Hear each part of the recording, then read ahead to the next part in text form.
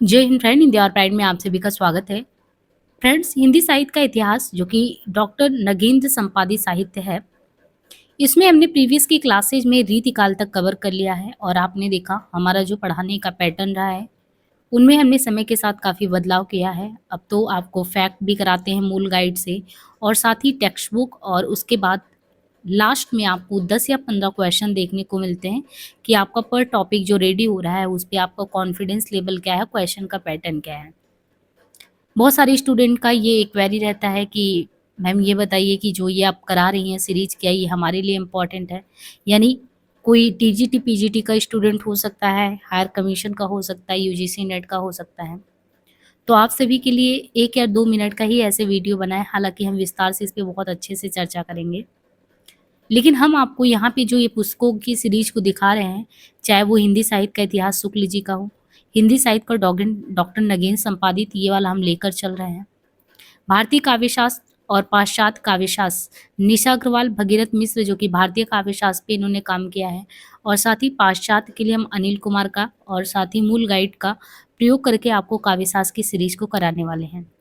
तो आप चैनल पे ही प्लेलिस्ट में चले जाइएगा, वहाँ पे हमने हिंदी साहित्य का इतिहास शुक्ल जी का करीबन 38 वीडियो करा दिया है, उसमें अभी कुछ बचा हुआ है लास्ट का, उसे जल्दी हम कंप्लीट करा देंगे। तो ये हमारा पहला, एक तरीके से आप कह सकते हैं कि एक नॉन मेसी विचार था, इनिशिएटिव हमने लिया कि हम शुक्ल जी की किताब को थोड़ी आसान भाषा में समझाने की कोशिश करें, क्योंकि अपने आप में ये 850 पेज की किताब है और बहुत ज़्यादा अगर देखा जाए तो बच्चों के लिए पढ़ने के लिए बहुत ही असुविधाजनक लगता है, लेकिन है बहुत ज़रूरी। यानी आपको कॉन्सेप्ट पे बात करनी है तो शुक्ल जी की पकड़ आपके हाथ में होनी चाहिए। हिंदी साहित्य के इतिहास के आप कह सकते हैं कि ये इकलौते ऐसे आचार्य हैं जिनकी परिपाटी को फॉलो करके आगे के आचार्यों ने जो है हिंदी साहित्य का इतिहास लिखा, उसकी विषय वस्तु लिखी, रूपरेखा लिखी, तुलनात्मक अध्ययन में भी इनको जो आधार माना जाता है, तो उससे आप बिल्कुल आप कह सकते हैं नकार नहीं सकते। तो सबसे पहली बात है कि आपको शुक्ल जी सीरीज खत्म करनी है, कुछ वीडियोज हैं जल्दी ही हम कंप्लीट कराएंगे। दूसरा चीज़ हमने ये उद्देश्य के साथ शुरू किया था और टारगेट भी हमारा था, आपके साथ एक विद्यार्थी की तरीके से हम भी लगे हैं, और मेरा भी ये टारगेट था कि 30 सितंबर तक हम भारतीय काव्यशास्त्र, पाश्चात्य काव्यशास्त्र, तो भारतीय काव्यशास्त्र में 2 या 3 टॉपिक बचा है, उसको हम जल्द ही खत्म करा देंगे। आई थिंक जो है आपका ध्वनि सिद्धांत और वक्रोक्ति सिद्धांत, कुछ ही टॉपिक बचा है। इसके बाद मुश्किल से 10 दिन लगेगा पाश्चात्य काव्यशास्त्र में। तो मैंने जो सोचा था कि हम बहुत अच्छे से आपको मूल टेक्स्ट में इन दोनों को इंक्लूड करके प्लस गाइड का प्रयोग करके प्लस पीवाईक्यू के साथ आपको काव्यशास्त्र की एक समझ विकसित करने की कोशिश करेंगे। देखिए, ये हमारा पहला प्रयास बहुत ही तन्मयता के साथ है, इसलिए हम नहीं कह सकते कि हम 100% जितना सोचे थे उतना खरा उतर पाए, लेकिन इससे बेहतरीन प्रयास हम आगे करते रहेंगे। परंतु अभी के लिए आपसे यही है निवेदन कि अगर आप कोई भी कॉम्पिटिटिव एग्जाम में हिंदी के बैठ रहे हों, तो आँख मूंद के आप शुक्ल जी के सीरीज को, डॉक्टर नगेंद्र जी के सीरीज को, भारतीय काव्यशास्त्र, पाश्चात्य काव्यशास्त्र लगभग हर एक ही जगह पे लगा होता है सिलेबस में, ये काव्यशास्त्र की प्लेलिस्ट को, इनको ज़रूर फॉलो करिए। टाइम बना लीजिए कि एक दिन में 1 या 2 वीडियो देखना, और देखने के बाद अगर आपके पास मूल टेक्स्ट है तो उसको हाईलाइट करिए, उसको समझने की कोशिश करिए, सुनिए, सुनने के बाद लिखिए, चिंतन मनन करिए, तो वो जाके आपके ज़हन में बैठेगा। मूल टेक्स्ट बिल्कुल ना भूलें। और हाँ, दूसरी चीज़, आप जिन गाइडों का प्रयोग करते हैं, चाहे वो हिंदी साहित्य भाषा का जो है गोविंद पांडे, सरस्वती जी पांडे का हो, या दृष्टि के गाइड को फॉलो करते हैं, वो भी इग्नोर नहीं किया गया है। एक तरीके से ओवरऑल एक टॉपिक पे जितने आपके दिमाग में विचार आ सकते हैं कि हमको उसको प्रिपेयर कैसे करना है, वैसे ही हम करा रहे हैं। तो आप पूरे ट्रस्ट के साथ इस चैनल पे बने रह सकते हैं, और आगामी एग्ज़ाम को, क्योंकि मैं हायर कमीशन को ध्यान में रख के, हायर एजुकेशन को ध्यान में रख के कर रही हूँ, तो शुरू से लेके, क्योंकि मेरा खुद का लगातार नेट भी निकालने का अनुभव रहा है, तो उससे मुझे आइडिया हो पा रहा है, सीट अटेंडेंट है, ये सारी चीज़ें लगातार मैंने अच्छी यूनिवर्सिटी के एंट्रेंस एग्ज़ाम निकाले, हिंदी लिटरेचर से ऑनर्स कर रखा है। तो जितना भी मुझे अपने लाइफ में एक्सपीरियंस है और सतत अध्ययन से जुड़ने के पश्चात जो अपना खुद का एक विद्यार्थी जीवन में आता है, उन सबको हम निकाल के यहाँ रखने का प्रयास कर रहे हैं। अब यहाँ पे देखिए, इस यात्रा में आपने अभी तक जो जर्नी तय की है उसमें क्या है, आपने रीतिकाल को समझा, रीतिकाल में जितने तथ्य हो सकते थे आपने उनमें देखा किन किन तरीके से हम बात कर सकते हैं। आगे जो आधुनिक काल है, आधुनिक काल अपने आप में बहुत बड़ा है। अच्छी बात ये है कि जो शुक्ल जी की सीरीज को आपने देखा तो छायावाद की यात्रा वहाँ तक की इनकी यात्रा बहुत ही आप कह सकते हैं कि छायावाद भी क्या कहेंगे देखिए शुक्ल जी जो हैं बहुत ज़्यादा उन्होंने जो है आप कह सकते हैं कि आधुनिक काल के बाद ऐसा कुछ काम नहीं किया है। उसके लिए हमको जो है आगे चल के बच्चन सिंह का जो आधुनिक हिंदी साहित्य का इतिहास है उस पे ध्यान देना पड़ेगा। वहाँ से बहुत ज़्यादा क्वेश्चन टीजीटी, पीजीटी यहाँ सब आ रहा है। तो आगे हम वो भी सीरीज़ लेके आएँगे। लेकिन आप सभी को इन्फॉर्म करने एक बहुत अच्छी सीरीज़ आपके लिए आने वाली है हिंदी गद्य साहित्य का इतिहास। आप इतिहास की पकड़ को बनाने के लिए मूल टेक्स्ट के रूप में शुक्ल जी का, डॉक्टर नगेंद्र का 2 अगर पढ़ रहे हैं और विश्वनाथ त्रिपाठी का सरल संक्षिप्त इतिहास तो बहुत छोटा कोई भी पढ़ सकता है, ईज़ी है वो। ये 2 आप हिंदी साहित्य के इतिहास के लिए रखिए, जिसको हम करा देंगे, जल्दी ही ये भी खत्म हो जाएगा। बहुत ज़्यादा नहीं लगेगा, 30 तक का टारगेट रखें तो आई थिंक खत्म कर लेंगे। तो आपके पास जो है हिंदी साहित्य के प्रमाणिक इतिहास के तौर पे ये दोनों हो जाएगा। इसके बाद हिंदी गद्य साहित्य के इतिहास में आपको जितनी भी विधाएँ होती हैं, उनमें हम सबसे पहले उपन्यास विधा कराने वाले, वो जल्द ही सीरीज़ शुरू हो जाने वाला है, आगे 2 या 3 दिन में 2-3 दिन में शुरू हो जाएगा। तो वहाँ से आप जो है उपन्यास, कहानी जो भी विधाएँ हैं, एक-एक करके हम वहाँ पे उस सीरीज़ को कंटिन्यू करेंगे। डॉक्टर नगेंद्र प्लस हरदयाल जी जो संपादकीय रूप में आधुनिक काल में इन्होंने लिया है विषय वस्तु, उसको हम बात करेंगे। लेकिन सबसे पहले आपको किसी भी तरीके से असुविधा ना हो पढ़ने में, इसलिए हमने तथ्य के लिए गाइडों का प्रयोग किया है। और तथ्य के साथ आपको एक ओवरव्यू मिल जाता है, एक जिस्ट मिल जाता है, हमें ये पढ़ना है। इसके बाद तथ्य के साथ अब यहाँ से आपको ये शुरू होगा कि लास्ट टाइम आपको बोरिंग ना लगेगी, इसलिए हमने पहले कुछ टाइम के लिए 10 या 20 मिनट में आपके फैक्ट कराने हैं। फैक्ट के बाद जो आपका मूल टेक्स्ट है, आधुनिक इतिहास का जो मूल टेक्स्ट है, हमने ये सोचा है कि मूल टेक्स्ट करा दें या अभी आगामी 1 या 2 क्लास आपका फैक्ट कराते हैं, फिर हम कुछ ऐसा ही करते हैं। चलिए यहाँ पे देखिए हिंदी साहित्य के इतिहास में जो आप आधुनिक काल जब पढ़ते हैं तो काव्यखंड में रामचंद्र शुक्ल के हिंदी साहित्य के इतिहास को आपने पढ़ा है, तो ओवरऑल अगर जब भी हम शुरू करते हैं आधुनिक काल, तो इन्होंने क्योंकि अपने आपने देखा होगा कि रामचंद्र शुक्ल की सीरीज में ये सबको समझने की दृष्टि से इन्होंने क्या किया है, चीज़ों को प्रकरण में डिवीज़न कर दिया, उसका विभाजन कर दिया ताकि सुविधा हो समझने में। तो शुक्ल जी आधुनिक हिंदी कविता का आरंभ मानते हैं कब? 1900। और 1900 हमने ये बताया संवत की बात है। और संवत और ईस्वी का आपको फ़र्क पता होना चाहिए। अगर 43 आप जो 1900 में से अगर आप 57 माइनस कर देते हैं तो 1843 आ जाता है। तो ये ध्यान रखिएगा जब को हमें ईस्वी में कोई चीज़ कन्वर्ट करना होगा और संवत में होगा तो 57 माइनस कर देंगे, और कोई चीज़ ईस्वी में होगा तो 57 प्लस कर देंगे तो संवत में आ जाएगा। तो आप इनका एक ध्यान रख लीजिएगा। आसानी के लिए हम यही बताएँगे कि आप संवत ही ध्यान रख लीजिएगा, जैसे 1900 से 1925, फिर 25 से 75, 25 से 50, 50 से 75, इस तरीके से। और जब भी एग्ज़ाम में ईस्वी में आएगा आप कुछ मत करिएगा, बस 57 माइनस करके आप सीधे ईस्वी पे आ जाएँगे। तो आधुनिक काल में जो शुक्ल जी ने जब विभाजन किया उसमें उन्होंने एक पुरानी धारा नाम से ये किया कि 1900 से 1925 का कालखंड इन्होंने कहा ये पुरानी धारा का काल है, और उसको नाम रख दिया प्रकरण 1। और प्रकरण 1 पुरानी धारा के काल में शुक्ल जी ने कहा कि ये जो लिखा गया है ना, ये इसमें आधुनिक कालीन कवियों का उल्लेख किया इन्होंने। इस प्रकरण में शुक्ल जी ने पुरानी परिपाटी में, यानी जो पुरानी परिपाटी में लिख रहे थे आधुनिक काल के कवि, उनके बारे में जिक्र किया। अब देखिए पुरानी परिपाटी का मतलब आपको क्या लगेगा? वैसे आधुनिक काल की शुरुआत मतलब खड़ी बोली की शुरुआत। और कोई चीज़ अचानक तो आता नहीं है, समय लगता है आने में। इसलिए जब आधुनिक काल में आप देखते हैं 1850 के आसपास भारतेंदु जी आते हैं, और इनका कालखंड भी आप देखेंगे जीवन काल ही बहुत ही अल्पायु, बहुत ज़्यादा समय मिला नहीं। तो 50 से 85 का जो समय बहुत ही क्रांतिकारी दौर का समय है। और जैसे ही लेखन में पदार्पण करते हैं खड़ी बोली में भी एक भूचाल आ जाता है। लेकिन आप वही समय देखेंगे 1843 ईस्वी के आसपास का। तो आधुनिक काल की शुरुआत तो हो गई है, लेकिन ये नहीं कि ब्रज जो भाषा चल रहा था वो तुरंत बंद हो गया, वो अभी भी चल रहा था। इसलिए शुक्ल जी ने इनको क्या कहा कि ये सभी जो लेखन करता है वो सभी को हम परिपाटी कौन सी है कि वो ब्रज भाषा में डाल देते हैं, इनकी काव्य परंपरा का आधार खड़ी बोली नहीं है। अब पुरानी परिपाटी में भी बताया इन्होंने कि 2 प्रकार के कवि का उल्लेख कर दिया कि एक नहीं 2 प्रकार के कवि इनको मिलते हैं। और कौन 2 प्रकार के मिलते हैं? वे कवि जो केवल पुरानी परिपाटी की कविता लिख रहे हों। एक है कि वो केवल ही पुरानी परिपाटी की कविता लिखते हैं, और वे जिन्होंने एक ओर तो हिंदी साहित्य की नवीन गति के प्रवर्तन में योगदान दिया, दूसरी ओर पुरानी परिपाटी की कविता के साथ भी अपना पूरा संबंध बनाए रखा। तो एक तो केवल पुरानी परिपाटी को फॉलो कर रहे हैं, एक है कि नवीन गति के प्रवर्तन में योगदान भी दिए हैं और दूसरी पुरानी परिपाटी की कविता के साथ भी पूरा यानी नया भी लिख रहे हैं, पुराना भी लिख रहे हैं।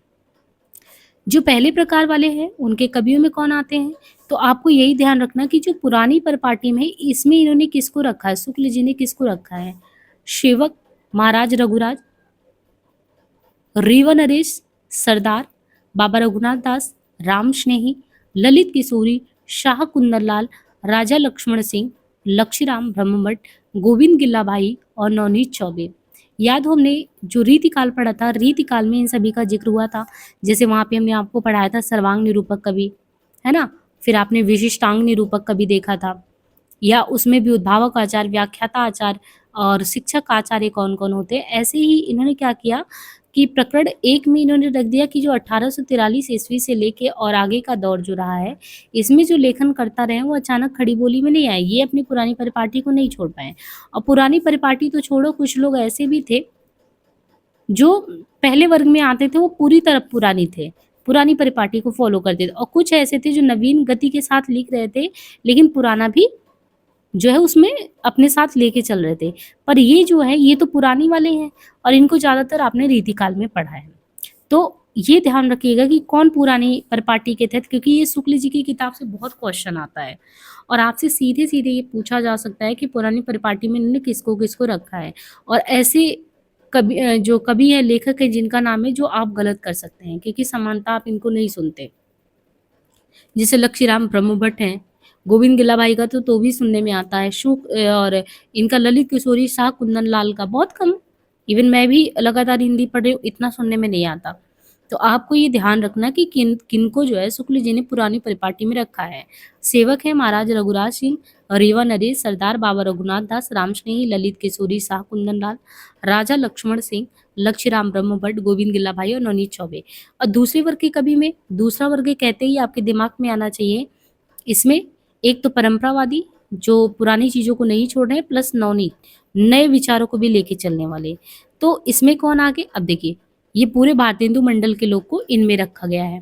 भारतेंदु जी हैं, प्रताप नारायण है, उपाध्याय बद्री नारायण है, ठाकुर जगमोहन है, पंडित अंबिका दत्त हैं, बाबू रामकृष्ण वर्मा। अब देखिए इनका नाम बाबू रामकृष्ण वर्मा बलबीर, इंपॉर्टेंट हो गया, बाबू रामकृष्ण वर्मा बलबीर। पंडित नक्शेदी तिवारी अजान, पंडित विजयानंद त्रिपाठी, लाला सीताराम, पंडित अयोध्या सिंह उपाध्याय हरिओ, श्रीधर पाठक, बाबू जगन्नाथ रत्नाकर और राय देवी प्रसाद पूर्ण, श्री वियोगी हरि, श्री दुलारी लाल जी भार्गव और पंडित रामनाथ ज्योतिषी। इसमें बहुत सारे लोगों का नाम इतना सुना नहीं होगा आपने, तो ये पूरी लिस्ट को ध्यान रखिए। पंडित भारतेंदु जी, प्रताप, बद्रीनारायण, ठाकुर जगमोहन, अंबिका दत्त, बाबू रामकृष्ण, नक्शेदी तिवारी, विजयानंद त्रिपाठी, लाला सीताराम, अयोध्या सिंह उपाध्याय हरिओ, श्रीधर पाठक, बाबू जगन्नाथ रत्नाकर, राय देवी प्रसाद, श्री वियोगी हरि, श्री दुलारी लाल जी भार्गव, पंडित रामनाथ ज्योतिषी। इसके अलावा इस वर्ग के कवियों में नाथूराम शर्मा शंकर, लाला भगवान दीन और पंडित गया प्रसाद शुक्ल स्नेही का नाम उल्लेखनीय है। तो बहुत सारे हो गए, सीधे सीधे आपको कहीं नहीं, यहीं से क्वेश्चन 2-3 बन सकता है कि किसको शुक्ल जी ने नवीन प्लस परंपरावादी दोनों विचारधारा के तहत प्रकरण 1 में रखा है। 4 नाम दे दिया, पंडित रामनाथ जोशी, दुलारे लाल, देवी प्रसाद, वियोगी हरि, क्वेश्चन गलत।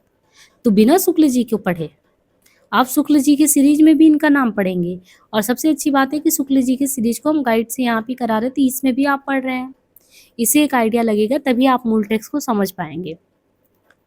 अब ये पुरानी धारा के काव्य के संबंध में शुक्ल जी क्या लिखते हैं? उनका मानना है कि ये जो पुरानी धारा के काव्य के कवि हैं, उनके बारे में कहते हैं कि गद्य के आविर्भाव और विकास काल से लेकर अब तक कविता की वो परंपरा भी चलती आ रही है जिनका वर्णन भक्ति काल और रीतिकाल के भीतर हुआ। भक्ति भाव के भजनों, राजवंश के ऐतिहासिक चरित काव्यों, अलंकार और नायिका भेद के ग्रंथों तथा श्रृंगार और वीर रस के कवि सवैयों और दोहों की रचना बराबर होती आ रही है। तो इन्होंने ये कहा कि गद्य के आविर्भाव और विकास काल से लेकर अब तक कविता की वो परंपरा भी चली आ रही है जिसका वर्णन भक्ति काल और रीतिकाल के भीतर हुआ। भक्ति भाव के भजन, राजवंश के ऐतिहासिक चरित काव्य, अलंकार और नायिका भेद के ग्रंथ तथा श्रृंगार और वीर रस के कवि सवैया और दोहों की रचना बराबर होती आ रही है। ब्रजभाषा काव्य की परंपरा गुजरात से लेकर बिहार तक और कुमाऊं गढ़वाल से लेकर दक्षिण भारत की सीमा तक का बराबर चलती आई है। आगे कहते हैं, बाबू रघुनाथ दास राम स्नेही, बाबू रघुनाथ दास रामस्नेही के संबंध में लिखा गया है कि ये अयोध्या के एक साधु थे। बाबा रघुनाथ दास रामस्नेही जो थे ये अयोध्या के एक साधु थे और अपने समय के बड़े भारी महात्मा माने जाते थे। कौन? बाबा रघुनाथ दास रामस्नेही। राजा लक्ष्मण सिंह, राजा लक्ष्मण सिंह के बारे में कहा गया है कि ये जो है हिंदी गद्य के प्रवर्तकों में एक है। राजा लक्ष्मण सिंह जो थे ये हिंदी गद्य के प्रवर्तकों में से हैं। इनकी ब्रज भाषा की कविता भी बड़ी ही मधुर और सरस होती थी। ब्रज भाषा की सहज मिठास इनकी वाणी से टपक पड़ती। मेघदूत जैसे मनोहर काव्य के लिए ऐसा ही अनुवादक चाहिए था। इस अनुवाद के सवैये बहुत ही ललित और सुंदर हैं। जहाँ चौपाई दोहे आए हैं वे स्थल उतने सरस नहीं बन पड़े। बाबू जगन्नाथ दास रत्नाकर, बाबू जगन्नाथ दास रत्नाकर के बारे में देखें तो इनकी कविता बड़े बड़े पुराने कवियों की टक्कर की होती थी। पुराने कवियों में भी इनकी से सूझ और उक्त वैचित्र बहुत कम देखने को मिलता था। तो ये बाबू जगन्नाथ दास रत्नाकर का कहना है कि इनकी कविता बड़े बड़े पुराने कवियों की टक्कर की होती थी। पुराने कवियों में भी इनकी से सूझ और उक्त वैचित्र बहुत कम देखने को मिलता था। भाषा भी पुराने कवियों की भाषा से चुस्त और गठी हुई होती थी। तो बाबू जगन्नाथ का क्या कहना है कि भाषा भी इनकी पुराने कवियों की भाषा से चुस्त और गठी हुई होती थी। ये साहित्य तथा ब्रज भाषा काव्य के बहुत बड़े मर्मज्ञ माने जाते थे।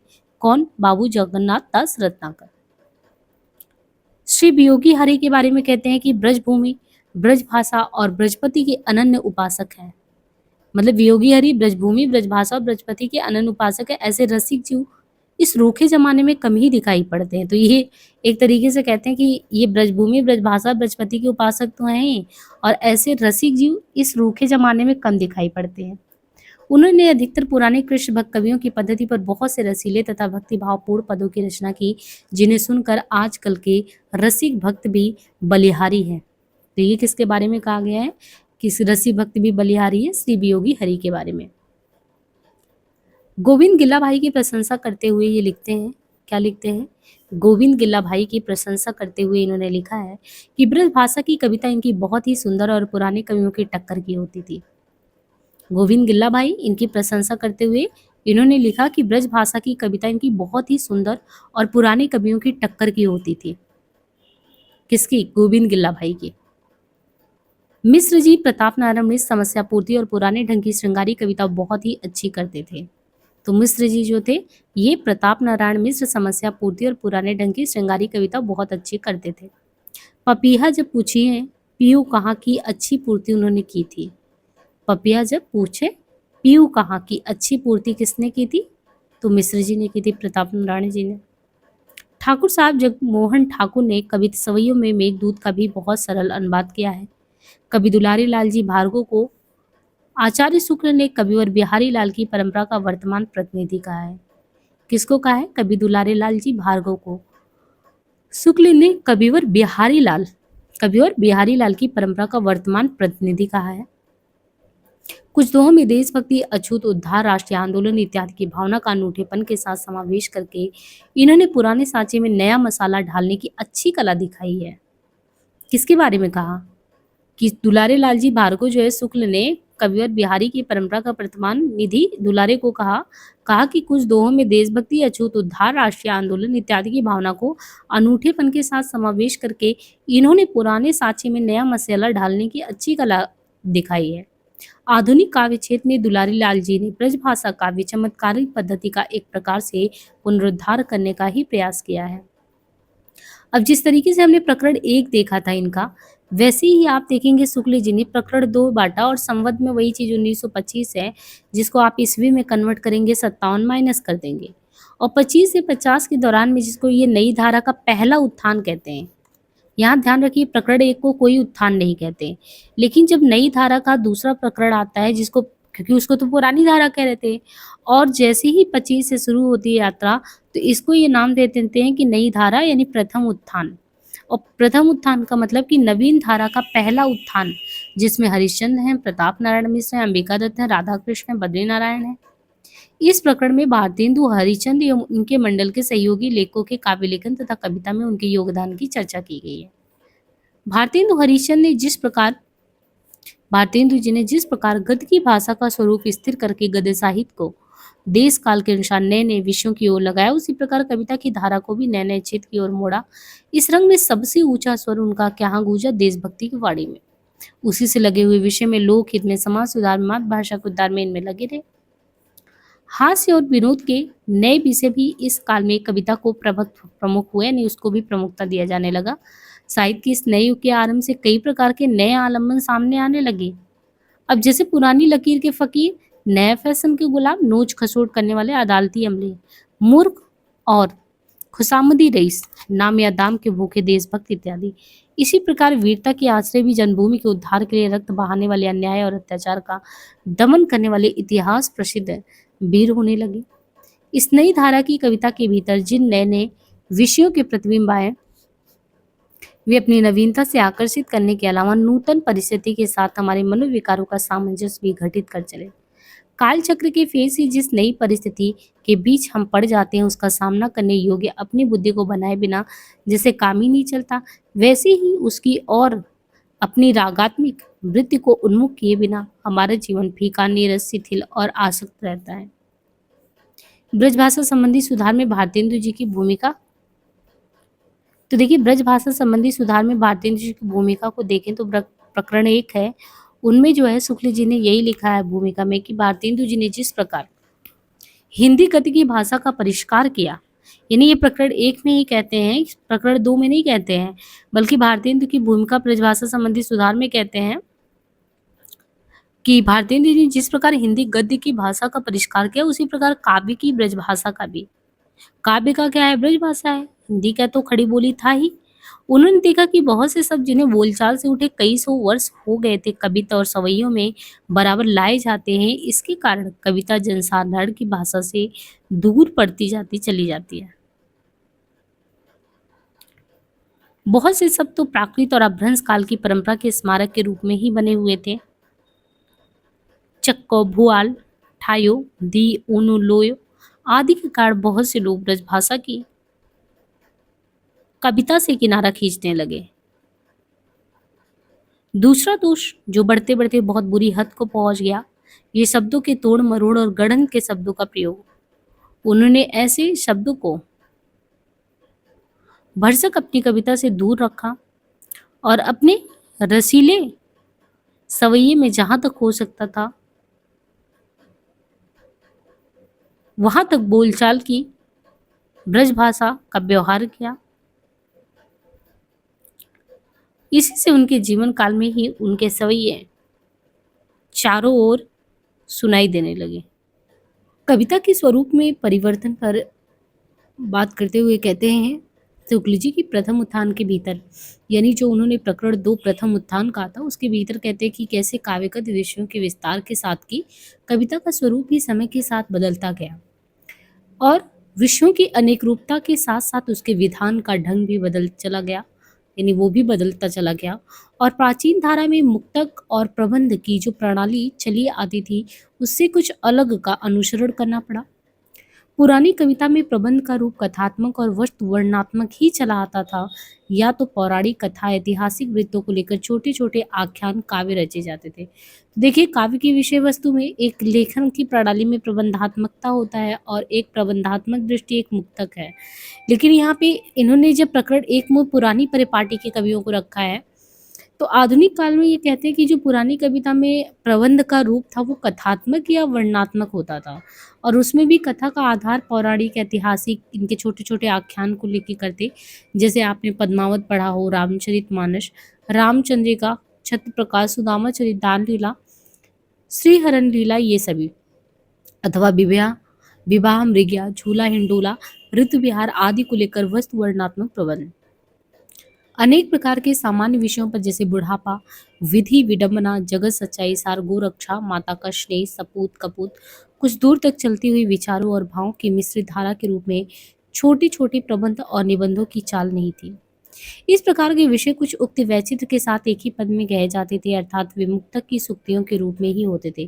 पर नवीन धारा के आरंभ में छोटे छोटे पद्यात्मक निबंधों की परंपरा भी चली, जो प्रथम उत्थान काल के भीतर तो बहुत कुछ भाव प्रधान रही, पर आगे चलकर ये शुष्क और इतिवृत्तात्मक मैटर होने लगी। मैटर अथवा फैक्ट, मैटर ऑफ फैक्ट भी कहते हैं। अब देखिए मूलतः जो इस समय जो काल आता है वो भारतेंदु का आता है। तो भारतेंदु काल को जो है जिस तरीके से विभाजित करके शुक्ल जी ने अपने ही हिंदी साहित्य के इतिहास में जगह दिया है। उन्होंने कहा है कि नवीन धारा के बीच, क्योंकि अभी तो हम जो इसमें भी पुरानी धारा के कवि थे, उनकी बात करते हैं, तो पुरानी धारा के बाद जो नवीन और जो नवीन धारा प्लस पुरानी धारा दोनों के सम्मिश्रण के साथ चलते हैं। तो भारतेंदु जी कहते हैं कि नवीन धारा के बीच भारतेंदु की वाणी का सबसे ऊँचा स्वर देशभक्ति का दिखता है। आप नील देवी इनका नाटक देखो, भारत दुर्दशा। इन नाटकों के भीतर आई हुई जो कविताएँ हैं, उनमें देश दशा क्या मार्मिक व्यंजना होता है। वो तो है ही, बहुत सी स्वतंत्र कविताएँ भी उन्होंने लिखी, जिनमें कहीं देश की अतीत गौरव गाथा का गर्व, कहीं वर्तमान अधोगति की क्षोभ भरी वेदना, कहीं भविष्य की भावना से जगी हुई चिंता इत्यादि अनेक पुनीत भावों का संचार आपको देखने को मिलता है। भारतेंदु जी ने कवि समाज भी स्थापित किए थे, जिनमें समस्या पूर्ति बराबर हुआ करती थी। भारतेंदु के श्रृंगार रस के कवि सवैये बड़े ही सरस मर्मस्पर्शी होते थे।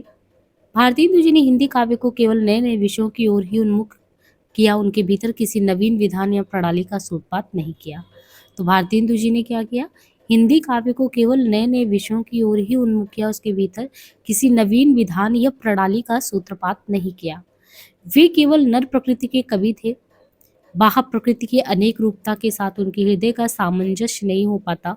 अपने नाटकों में 2-1 जगह उन्होंने जो प्राकृतिक वर्णन रखे हैं, जैसे सत्य हरिश्चंद्र में गंगा का वर्णन, चंद्रावली में यमुना का वर्णन, भी केवल परंपरा पालन के रूप में है।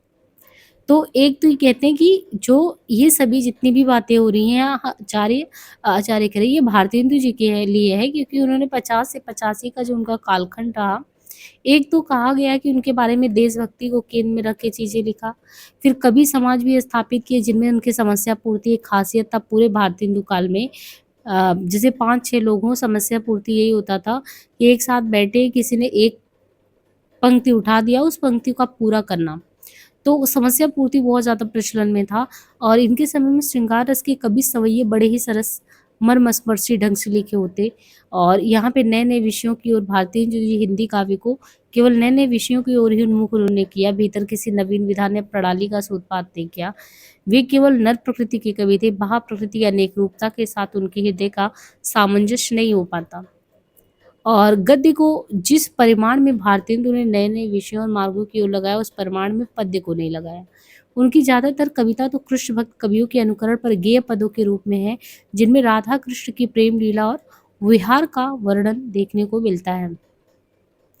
देश दशा, अतीत गौरव आदि पर उनकी कविताएं या तो नाटकों में रखने के लिए लिखी गई हैं, अथवा विशेष अवसर पर, जैसे प्रिंस ऑफ वेल्स, पीछे सम्राट सप्तम एडवर्ड का आगमन हो, मिस्र पर भारतीय सेना द्वारा ब्रिटिश सरकार की विजय पड़ने की बात हो, ऐसी रचनाओं में उनके राजभक्ति और देशभक्ति मेल आजकल के लोगों को कुछ विलक्षण लग सकता है। उनकी कविताओं के विस्तृत संग्रह के भीतर आधुनिकता कम ही देखने को मिलता है। आगे देखिए प्रताप नारायण मिश्र। तो प्रताप नारायण मिश्र का समय बताया गया 1856 से लेकर 1894, और 1856 से 94 तो ये है प्रताप नारायण मिश्र ने पद्यात्मक निबंध एवं इतिवृत्तात्मक पद्य भी लिखे हैं। प्रताप जी जो है, इन्होंने पद्यात्मक निबंध और इतिवृत्तात्मक पद्य भी लिखे हैं। मिश्र जी की विशेषता वास्तव में उनकी हास्य विनोदपूर्ण रचनाओं में ही देखने को मिलता है। बद्रीनारायण चौधरी प्रेमघन 1855 से 92 का समय देखें इनका।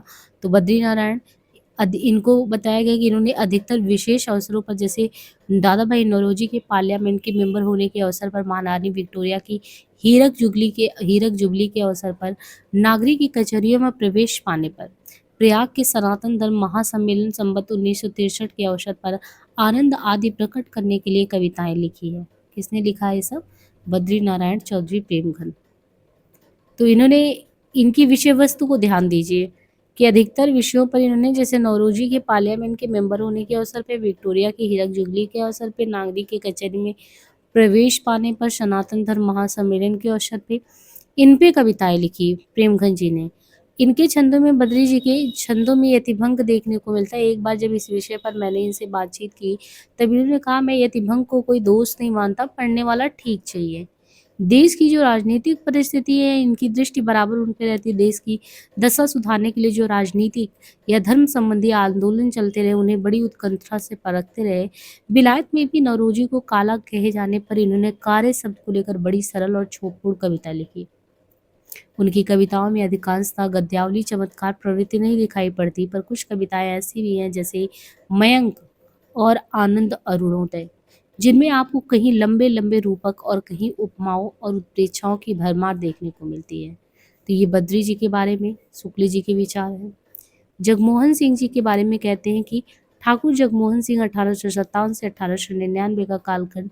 यद्यपि जगमोहन सिंह जी अपनी कविता को नए विषयों की ओर नहीं ले गए, पर प्राचीन संस्कृत काव्यों के प्राकृतिक वर्णन का संस्कार मन में लिए हुए अपनी प्रेमचर्या की मधुर स्मृति से समन्वित विंध्य प्रदेश के रमणीय स्थलों को जिस सच्चे अनुराग की दृष्टि उन्होंने देखा, वह ध्यान देने योग्य है। उनके द्वारा उन्होंने हिंदी काव्य में एक नूतन विधान का आभास दिया था। तो ये किसके बारे में कहा गया है? ठाकुर जगमोहन सिंह के बारे में। संस्कृत काव्य की विशेषता एवं हिंदी साहित्य पर उनके प्रभाव। देखिए, जिस समय हिंदी साहित्य का अभ्युदय हुआ था, उसी समय संस्कृत काव्य अपनी प्राचीन विशेषता बहुत कुछ खो चुका था। इस कारण वह उसके पिछले रूप को ही लेकर चला था। प्रकृति का जो सूक्ष्म निरीक्षण व बिंब ग्रहण संस्कृत के प्राचीन कवि, उनमें वाल्मीकि, कालिदास, भवभूति में था, वो बाद के संस्कृत कवियों में नहीं रहा गया। अब यहाँ भी देखिए सूक्ष्म निरीक्षण इन्होंने क्या किया कि संस्कृत के भी जो प्राचीन कवि थे, जो चीजें चाहे वाल्मीकि हो, कालिदास हो, भवभूति हो, जो उनमें देखने को मिलता था, वो जब बाद के भी संस्कृत कवि आए, वो चीज और लोगों में देखने को नहीं मिला। आगे चलकर मुक्तकों में भी सूक्ष्म और संश्लिष्ट योजना के स्थान पर कुछ गिनी चुनी वस्तुओं को अलग अलग गिनाकर अर्थ ग्रहण कराने का प्रयास ही रह गया। और प्रबंध काव्यों के वर्णन में भी आपको उपमा और उत्प्रेक्षा की इतनी भरमार हो चली थी कि प्रस्तुत दृश्य गायब ही हो जाता था। यही पिछला विधान हमारे हिंदी साहित्य में भी देखने को मिला। जैसे यहाँ भी अपने हिंदी साहित्य में 6 ऋतुओं का अगर प्राकृतिक वस्तुओं और व्यापारों का जो उल्लेख होता, तो वो केवल उद्दीपन के लिए होता। अर्थात जो नायक या नायिका है, उनके प्रति पहले से जो उपस्थित भाव हैं, उन भावों को और जगाने या उद्दीप्त करने के लिए होता। इस काम के लिए कुछ वस्तुओं का अलग अलग नाम ले लेना ही काफी होता। स्वयं प्राकृतिक दृश्यों के प्रति कवि के भाव का पता देने वाले वर्णन पुराने हिंदी काव्य में नहीं पाए जाते। प्राकृतिक दृश्यों की ओर यह प्यार भरी सूक्ष्म दृष्टि प्राचीन संस्कृत काव्य की एक ऐसी विशेषता है जो फारसी या अरबी के काव्य क्षेत्र में नहीं पाई जाती। यूरोप के कवियों में जाकर ही ये मिलती है देखने को। अंग्रेजी साहित्य में वर्ड्सवर्थ, शेली, मेरेडिथ आदि में उसी ढंग का सूक्ष्म प्रतिरक्षण और मनोरम रूप विधान पाया जाता है, जैसे प्राचीन संस्कृत साहित्य में देखने को मिलता है। प्राचीन भारतीय और नवीन यूरोपीय दृश्य विधान में अंतर स्पष्ट करते हुए शुक्ल जी लिखते हैं कि जो भारतीय प्रणाली है, उनमें कवि के भाव का आलम्बन प्रकृति ही रहा है, अतः उसके रूप का प्रत्यक्षीकरण ही काव्य का एक स्वतंत्र लक्ष्य दिखाई पड़ता है। पर यूरोपीय साहित्य में काव्य निरूपण की बढ़ती परंपरा के कारण यह प्रचार हुआ कि प्राकृतिक दृश्यों का प्रत्यक्षीकरण मात्र तो स्थूल व्यवसाय है, उनको लेकर कल्पना की एक नूतन सृष्टि करना ही कवि का कर्म है। काव्य में दृश्य वर्णन के लिए शुक्ल जी ने भारतीय प्रणाली का अनुसरण करना ही उपयुक्त माना। वे लिखते हैं कि अनंत रूपों से भरा हुआ प्रकृति का विस्तृत क्षेत्र उस महामानस की कल्पनाओं का अनंत प्रसार है। सूक्ष्मदर्शी सहृदयों को उसके भीतर नाना भावों की व्यंजना मिलेगी। नाना रूप जिन नाना भावों की सचमुच व्यंजना कर रहे हैं, उन्हें छोड़ अपने परिमित अंतः कोटर की वासनाओं से उन्हें छोपना एक झूठ खिलवाड़ के ही अंतर्गत होगा। भारतेंदु युग का भाषाई द्वैत देखने की बात करें तो भारतेंदु के सहयोगी लेखक यद्यपि देश काल के अनुकूल नए नए विषयों की ओर प्रवृत्त हुए, पर भाषा उन्होंने परंपरा से चली आती ही ली। ब्रजभाषा और वही छंद। पीछे भाषा के संबंध में नए विचार उठने लगे। लोगों ने देखा कि हिंदी गद्य की भाषा तो खड़ी बोली हो गई है और उनमें साहित्य भी बहुत कुछ प्रस्तुत हो चुका है, पर कविता की भाषा अभी भी ब्रजभाषा ही बनी है। गद्य एक भाषा में लिखा जाए और पद दूसरी में, ये बात खटक चली। अब यहाँ पे देखिए जो मूलतः खड़ी बोली के बारे में समझना है। खड़ी बोली में पद्य रचना, एक देखिए गद्य होता है, दूसरा पद्य होता है। जो आप कविता जो कहानी है, उपन्यास है, ये जितनी चीजें हैं, तो वो गद्यात्मक विधाएँ हैं और पद्य में आप कविता को पढ़ते हैं। खड़ी बोली में जो पद रचना यानी वही कविता वगैरह, तो खड़ी बोली में पद रचना एकदम कोई नई बात नहीं थी कि अचानक आ गया। आप पहले भी जब भक्ति काल में नामदेव, कबीर इनकी रचना को देखते हैं, तो उसमें खड़ी बोली का पूरा स्वरूप भी दिखता है और वो पद्यात्मक रहता था। और इस सूच पहले ही कहते हैं कि हम सूचित कर चुके, तो उसका व्यवहार भी आपको ज़्यादातर शतुकड़ी भाषा के भीतर देखने को मिलता है। शिष्ट साहित्य के भीतर परंपरागत काव्य भाषा का ही चलन था। इंशाअल्लाह की आपने रानी केतकी की कहानी देखा होगा, तो ये कुछ ठेठ खड़ी बोली के पद्य भी उर्दू छंदों में रखे गए यहाँ पे। इसी प्रकार खड़ी बोली की 3 छंद प्रणालियाँ हैं। छंद प्रणाली में 3 कौन-कौन सी हैं? उस समय भारतेंदु के पश्चात लोगों के सामने एक हिंदी के कवित्त सवैयों की प्रणाली, उर्दू छंद की प्रणाली और लावनी का ढंग, ये 3 थे। उस समय खड़ी बोली के लिए आंदोलन खड़ा करने वाले बाबू अयोध्या प्रसाद खत्री के संबंध में मत प्रस्तुत करते हुए शुक्ल जी लिखते हैं कि वे भाषा तत्व के जानकार नहीं थे, उनकी समझ में खड़ी बोली ही हिंदी थी। अपनी पुस्तक में उन्होंने खड़ी बोली पद की 5 स्टाइलें कायम की थी। 5 स्टाइलों में था मौलवी स्टाइल, मुंशी स्टाइल, पंडित style, master style. Shukla ji पंडित चंद्रशेखर मिश्र के संबंध में लिखते हैं कि मैं समझता हूँ कि हिंदी साहित्य के आधुनिक काल में संस्कृत वृत्तों में खड़ी बोली के कुछ पद्य पहले पहल अगर है तो किसके द्वारा है? मिश्र जी ने ही लिखा है। अब यहाँ पे इनका जैसे प्रकरण 3, इन्होंने नई धारा प्रकरण 3 को कहा है द्वितीय उत्थान काल, जो कि 1950 से 75 है, और अगर आपको इसे ईस्वी में कन्वर्ट होगा करना होगा तो 57 माइनस कर देंगे। शुक्ल जी की दृष्टि में जो आधुनिक काल है उनमें जो प्रकरण 3 है संवत 1950 से 75 का कालखंड, उनका मानना है कि 2 प्रकार के कवि यहाँ पे देखने को मिलेंगे। एक तो आपको द्विवेदी मंडल के कवि देखने को मिलेंगे, एक द्विवेदी मंडल के बाहर के कवि। जैसे ही हमने देखा था कि इन्होंने पुराने विचारधारा में एक तो भारतेंदु मंडल को लिया था, एक भारतेंदु मंडल से पूर्व के कवियों को लिखा। तो प्रकरण 3 में इन्होंने क्या कहा कि जो द्विवेदी मंडल के कवि हैं, जिन्होंने द्विवेदी जी महावीर प्रसाद द्विवेदी के प्रोत्साहन से अथवा उनके आदर्श पर चलकर अनुकूल रचनाएं की, जिनमें शामिल कवियों में अयोध्या प्रसाद उपाध्याय हरिऊत, पंडित महावीर प्रसाद द्विवेदी, मैथिली शरणगुप्त, पंडित रामचरित उपाध्याय, गिरधर शर्मा नवरत्न और लोचन प्रसाद। यहाँ पे आपको देखिए इस तरीके से आ सकता है क्वेश्चन कि जो प्रकरण 3 में है शुक्ल जी ने किनको जो है द्विवेदी मंडल के कवि में रखा है। तो इसमें जो है अयोध्या सिंह उपाध्याय हरिऔध को रखा है, महावीर प्रसाद को रखा है, मैथिली शरण को, रामचरित उपाध्याय को, गिरधर शर्मा नवरत्न को, लोचन प्रसाद पांडे को। और इनके अनुसार द्विवेदी मंडल के जो बाहर के कवियों को इन्होंने रखा है, उनके संबंध में शुक्ल जी लिखते हैं कि द्विवेदी जी के प्रभाव से हिंदी काव्य ने जो स्वरूप प्राप्त किया, उनके अलावा और अनेक रूप में भी भिन्न भिन्न कवियों की काव्यधारा चलती आ रही थी।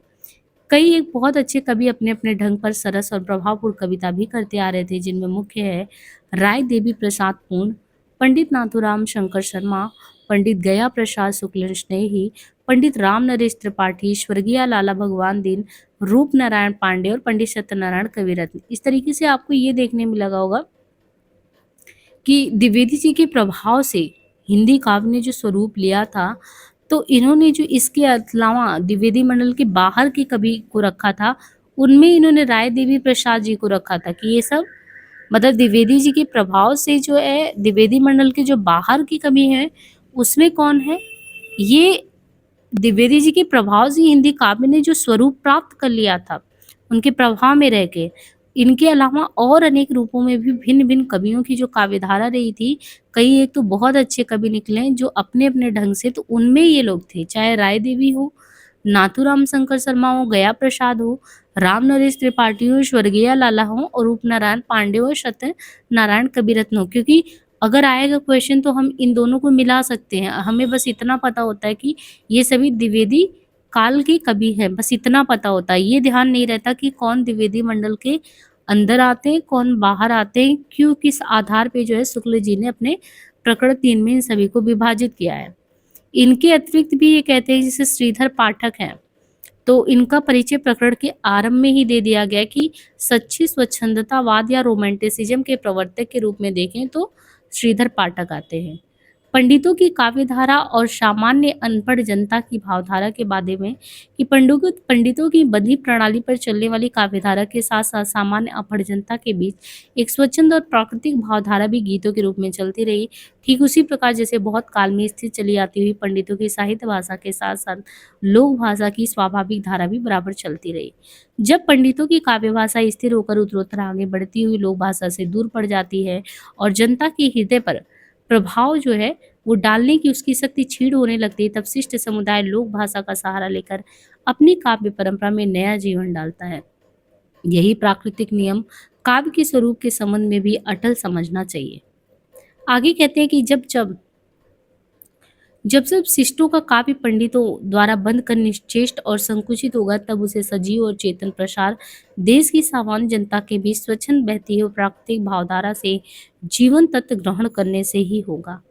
हमारी भाव प्रवर्तनीय शक्ति का असली भंडार इसी स्वाभाविक भावधारा के भीतर निहित समझना चाहिए। जब पंडितों की काव्यधारा इस स्वाभाविक भावधारा से विच्छिन्न पड़कर रूढ़ हो जाती, तब वो कृत्रिम होने लगती है और उसकी शक्ति भी क्षीण होने लगती है। ऐसी परिस्थिति में हमें उस स्वाभाविक भावधारा की ढलाव की नाना अंतर्भूतियों को परख कर शिष्ट काव्य के स्वरूप का पुनर्विधान करना चाहिए, और यह पुनर्विधान सामंजस्य के रूप में हो, अंध प्रक्रिया के रूप में बिल्कुल भी नहीं। इस प्रकार के परिवर्तन को ही अनुभूत की सच्ची नैसर्गिक स्वच्छंदता टू रोमांटिसिज्म कहना चाहिए, क्योंकि वह मूल प्राकृतिक आधार पर होता है। रीतिकाल की रूढ़ियों के संदर्भ में भी लिखते हैं शुक्ल जी। कहते हैं कि हमारे साहित्य में रीतिकाल, तो आपने इसे पूर्व पढ़ा ही, रीतिकाल की जो रूढ़ियां वे किसी और देश की नहीं, उनका विकास इसी देश के साहित्य के भीतर, वो भी संस्कृत में ही हुआ है।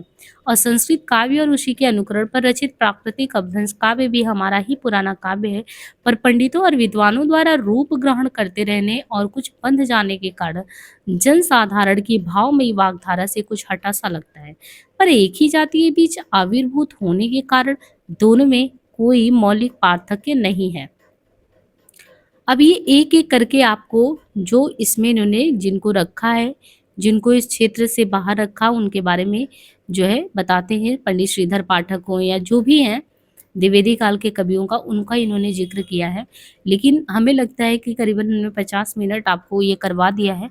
तो अब हम कुछ क्वेश्चन देख लेते हैं। हर एक वीडियो के लास्ट में कुछ क्वेश्चन करेंगे, तो आपको थोड़ा सा आइडिया भी होता चलेगा कि इस तरीके से क्वेश्चन हमें आधुनिक काल के क्वेश्चन देखने को मिलेंगे। तो चलिए शुरू करते हैं। देखिए, भारतेंदु युग से जो क्वेश्चन पूछा गया है प्रीवियस के वीडियो में, वो भी आप यहाँ पे देखिए। यूपीपीएससी आयोग के द्वारा जीडीसी के एग्जाम में 2021 में क्वेश्चन आया कि निम्नलिखित कृतियों में से कौन सी कृति भारतेंदु हरिश्चंद्र द्वारा रचित नहीं है?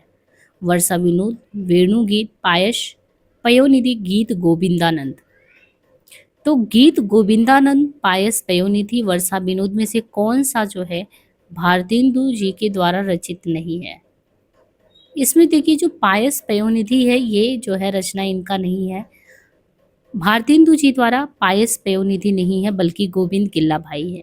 अब मैं वो आपसे पूछती हूँ कि गोविंद गिल्ला भाई को इन्होंने प्राचीन कवियों में रखा था? नहीं, प्राचीन या नहीं, जो उन्होंने पुरानी धारा अपना पहला बताया था, पुरानी धारा के तहत संवत 1900 से 1925 के बीच में जो पुरानी धारा और नवीन धारा के कवि थे, उसमें इन्होंने गोविंद गिल्ला भाई को कहाँ रखा था? और क्या आपको पहले पता था कि पायस पयोनिधि रचना किसकी है? अगर नहीं पता था तो ये दोनों ही इंपॉर्टेंट फैक्ट आप नोट कर लीजिए कि पायस पयोनिधि रचना गोविंद गिल्ला भाई का है, और गोविंद गिल्ला भाई को आपने देखना है कि शुक्ल जी ने किस में रखा है, कौन सी धारा में। वर्षा विनोद, गीत गोविंदानंद, वेणुगीत भारतेंदु जी की रचित काव्य संग्रह है। ध्यान रखिए, ये काव्यों का संग्रह है, वर्षा विनोद, गीत गोविंदानंद, वेणुगीत। हरिश्चंद्र की समस्त रचनाओं की संख्या कितना बताया गया है? 175, और काव्य ग्रंथ बताया गया है 70। भारतेंदु हरिश्चंद्र ने काव्य धारा को किस ओर मोड़ा? आपको अच्छे से इन्होंने बताया शुक्ल जी ने कि जब भारतेंदु हरिश्चंद्र जी का आगमन हुआ, तो उनकी काव्य की धारा का जो आधार रहा वो क्या रहा है?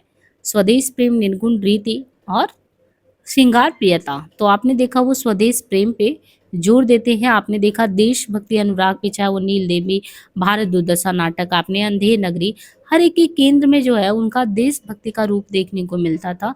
तो प्रमुखता जो है भारतेंदु से पहले आप देखते थे भक्ति और श्रृंगार की भावना थी, रीतिकाल में भी देखा, लेकिन इनके समय में जो है वो स्वदेश रूप में भावना जो है प्रेम के जो है स्वदेश के रूप में मोड़ दिया। और ये कहते नहीं, रोहू सब मिले आओ भारत भाई, हा हा भारत दुर्दशा न देखी जाई। इसके आगे कहते हैं कि निम्नलिखित में से भारतेंदु जी की रचना कौन सी नहीं है? आषाढ़ महात्म्य, भक्ति सर्वस्व, अपवर्ग पंचक, हिंदी भाषा। यूपी टीजीटी का क्वेश्चन है, आपको बिल्कुल ऐसा भी नहीं देते हैं कि एकदम आता ही हो, कुछ ऐसा देते हैं कि जो थोड़ा आपको कठिन भी लगे, जिनको आपने ज़्यादा नहीं सुना हो। तो यहाँ पे आप देखिए कि कौन सा जो है भारतेंदु जी की रचना नहीं है, अपवर्ग पंचक, भाषा, या भक्ति सर्वस्व, या आषाढ़ महात्म्य। इसमें आपको एक तरीके से कंफ्यूज करने के लिए अगर आपने देखा होगा तो आषाढ़ की जगह पे यहाँ पे वैशाख महात्म्य है, वैशाख महात्म्य है, आषाढ़ नहीं है। ये इनकी रचना आषाढ़ महात्म्य के बजाय जो है रचना का नाम है वैशाख महात्म्य। अन्य विकल्पों में जैसे इन्होंने भक्ति सर्वस्व लिखा, तो इसका समय भी ध्यान रखिए, भक्ति सर्वस्व का 1870।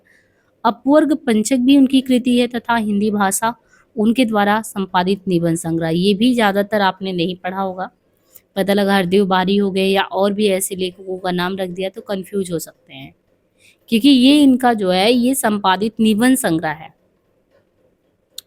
भारतेंदु हरिश्चंद्र की रचना हिंदी भाषा। अब देखिए एक चीज है ना कि अभी टीजीटी 21 में पूछा और उसी में ही इसी रचना का वो भी पूछ लिया सन, तो ये इम्पोर्टेंट रचना हुआ कि नहीं हुआ? तो ये जो है इनकी रचना, एक तो निबंध संग्रह, ये क्लियर हुआ आपको।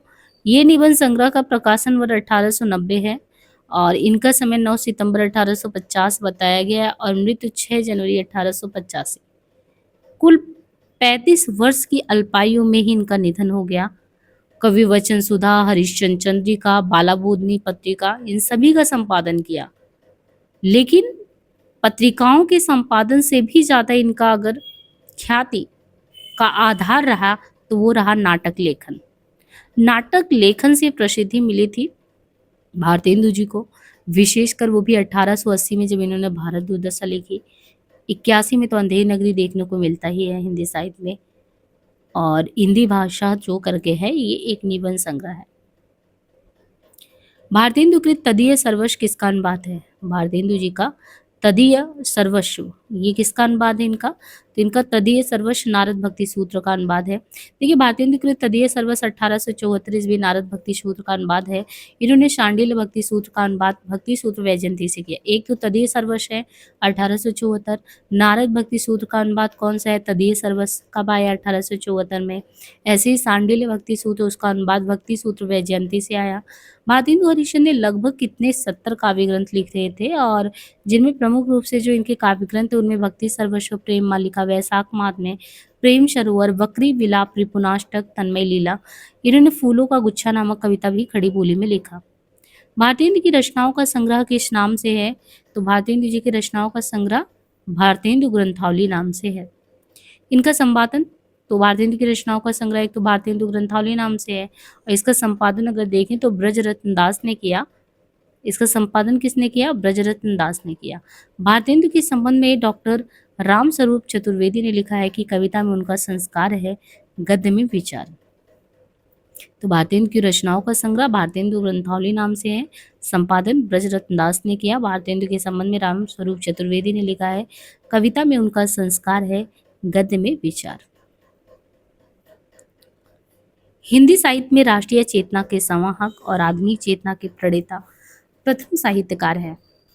कौन है? भारतेंदु हरिश्चंद्र। हिंदी साहित्य में राष्ट्रीय चेतना के संवाहक और आधुनिक चेतना के प्रणेता प्रथम साहित्यकार भारतेंदु हरिश्चंद्र है। भारतेंदु हरिश्चंद्र आधुनिक हिंदी साहित्य के पितामह कहे जाते हैं। इन्हें हिंदी साहित्य का जन्मदाता, भारतीय नवोत्थान का प्रतीक भी कहा गया है। प्रमुख कृतियों में देखें तो इनकी कृतियों में वैद्य की हिंसा, हिंसा नाम होती, सत्य हरिश्चंद्र, भारत दुर्दशा, नील देवी, अंधेर नगरी, प्रेम जोगनी, सती प्रताप था, नाटक कालचक्र, लेवी प्राण लेवी, कश्मीर कुसुम, जातीय संगीत, संगीत सार, हिंदी भाषा भारतवर्ष कैसी उन्नति कर सकती है, ये सब इनकी कृतियां रही। भारतेंदु जी जिस प्रकार वर्तमान गद्य भाषा के स्वरूप प्रतिष्ठापक थे, उसी प्रकार वर्तमान साहित्य परंपरा के प्रवर्तक थे। ये कहना किसका था? हजारी प्रसाद द्विवेदी जी का, रामचंद्र शुक्ल का, बाबू गुलाब राय का या महावीर प्रसाद द्विवेदी का? तो भारतेंदु जी जिस प्रकार वर्तमान जो गद्य भाषा है उसके स्वरूप प्रतिष्ठापक और उसी प्रकार वर्तमान साहित्य परंपरा के प्रवर्तक थे, ये कहना है शुक्ल जी का। रामचंद्र शुक्ल की सीरीज को जरूर करिएगा, वहां से क्वेश्चन बहुत आते हैं। रामचंद्र शुक्ल ने भारतेंदु हरिश्चंद्र के विषय में ही कहा था, विक्रम की 19वीं शताब्दी का पहला चरण समाप्त हो जाने पर जब भारतेंदु ने हिंदी गद्य की भाषा को सुव्यवस्थित और परिमार्जित करके उसका स्वरूप स्थिर कर दिया, तब से गद्य साहित्य की परंपरा लगातार चली। इसी दृश्य भारतेंदु जी जिस प्रकार वर्तमान गद्य भाषा के स्वरूप के प्रतिष्ठापक थे, उसी प्रकार वर्तमान साहित्य परंपरा के भी प्रवर्तक रहे। तरनी तनुजा तट तमाल तरुअर बही छाए छुए झुके कुल सो जल परसन हित मनहु सुहाए। इसके रचयिता कौन है? तो इसके हैं भारतेंदु हरिश्चंद्र। तनी तनुजा तट तमाल तरुअर बहुछाए झुके कुल सो जल परसन हित मनहु सुहाए।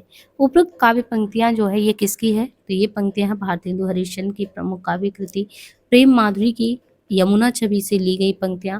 भारतेंदु हरिश्चंद्र की प्रमुख कृतियों में भक्ति सर्वस्व, प्रेम फुलवारी, प्रेम मलिका, प्रेम माधुरी, प्रेम तरंग, प्रेम प्रलाप, प्रेम फुलवारी, विजयनी, विजय वैजयंती, रिपनाष्टक है। भारतेंदु हरिश्चंद्र के व्यक्तित्व एवं कृतित्व के संदर्भ में कौन सा विवरण सही नहीं है? भारतेंदु जी के व्यक्तित्व एवं कृतित्व के संदर्भ में कौन सा विवरण सही नहीं है? वे साहित्य के अनुरागी और कोमल हृदय व्यक्ति थे। उन्होंने वैष्णव धर्म के प्रचारार्थ तदीय समाज की स्थापना की। उनका साहित्यिक कार्य गद्य पद्य की अनेक विधाओं तक फैला हुआ था।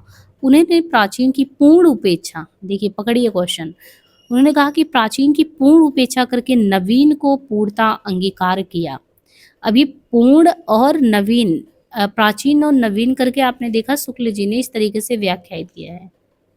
तदीय समाज की स्थापना किया, साहित्यिक कार्य गद्य पद्य की अनेक विधाओं तक फैला, साहित्य के अनुरागी थे या नहीं? सब सही है, लेकिन उपेक्षा पूर्ण रूप से किया ये सही नहीं है।